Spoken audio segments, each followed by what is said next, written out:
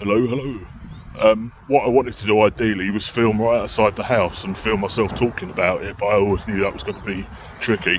It's quite a busy road, although it's just a residential road. There's people just coming up and down constantly, and the house itself looks to be being renovated, and there's builders like literally in and out the door constantly.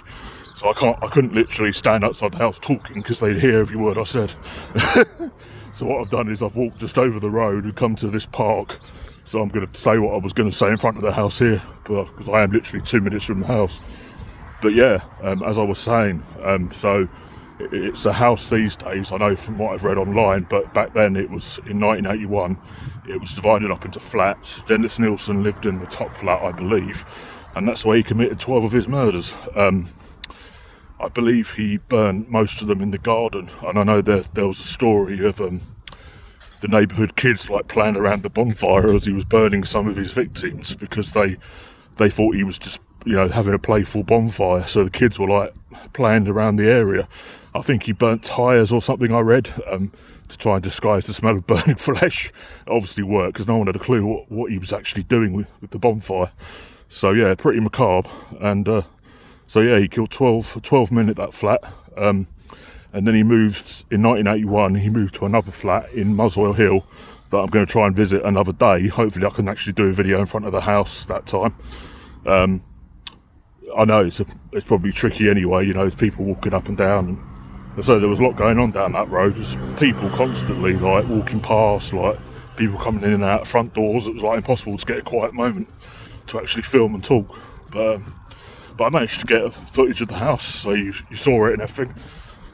It looks very modern now, the house. It's like newly painted on the outside. Looks, apparently it sold recently in 2016 for £500,000. So it's, yeah, and they even had the piece I read in some paper, even had a little quote, but they spoke to the current owners who said, it's not something we ever think about what went on here, back in the 80s. We just bought the house and renovated it and made it like an ideal home. It's just something like that.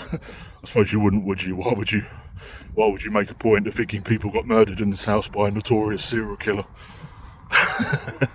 Yeah, you're not really going to think like that, are you?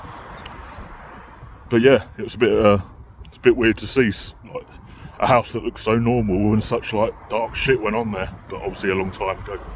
In 1981, what's that? 44 years ago. So long time. A lot's changed since then.